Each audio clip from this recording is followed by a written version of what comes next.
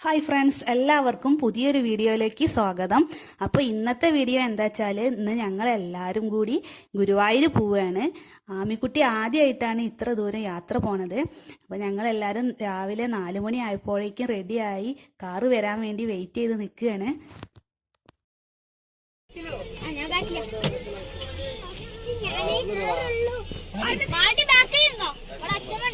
വേണ്ട, മാലത്തി ആമീൻ്റെ അടുത്തിരുന്നു.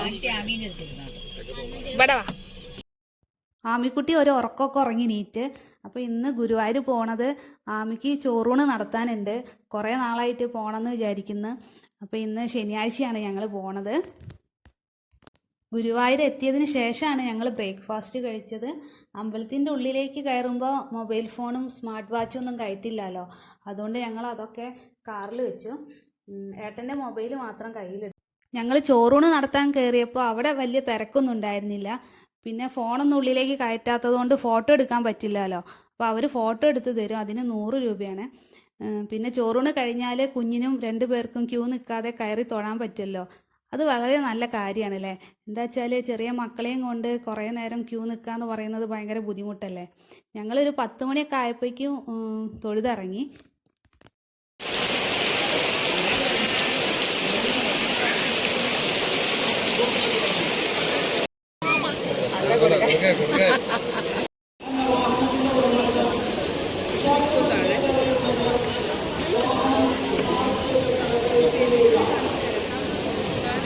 ഗുരുവായൂർ വന്നു കഴിഞ്ഞാൽ മമ്മിയൂരും പോകണം എന്നല്ലേ പറയാ. അപ്പോൾ ഞങ്ങൾ ഇവിടുന്ന് നേരെ മമ്മിയൂർ പോയി തൊഴുത്.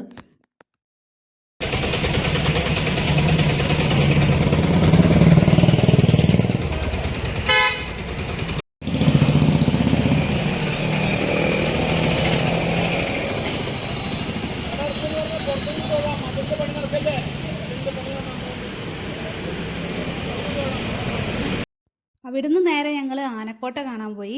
ആമിക്കുട്ടി കറക്റ്റായിട്ട് പറയുന്ന ഒരു പേരാണ് ആന എന്നുള്ളത്. അപ്പോൾ ഇവിടെ കയറണമെങ്കിൽ ടിക്കറ്റ് എടുക്കണം. വലിയവർക്ക് 20 രൂപയും കുട്ടികൾക്ക് 10 രൂപയുമാണ്.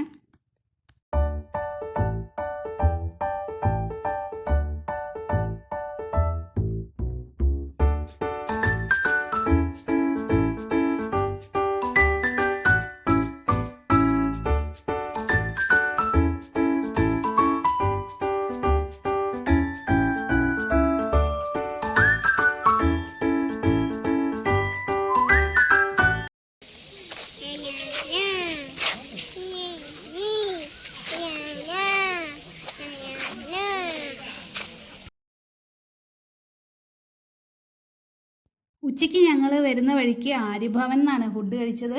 നല്ല ഫുഡായിരുന്നു. ഞങ്ങൾ വീട്ടിലെത്തുമ്പോൾ 5 മണിയായി. അപ്പോൾ ഇന്നത്തെ വ്ളോഗ് ഇത്രയേ ഉള്ളൂ. ഇഷ്ടമായാൽ സബ്സ്ക്രൈബ് ചെയ്ത് സപ്പോർട്ട് ചെയ്യണേ.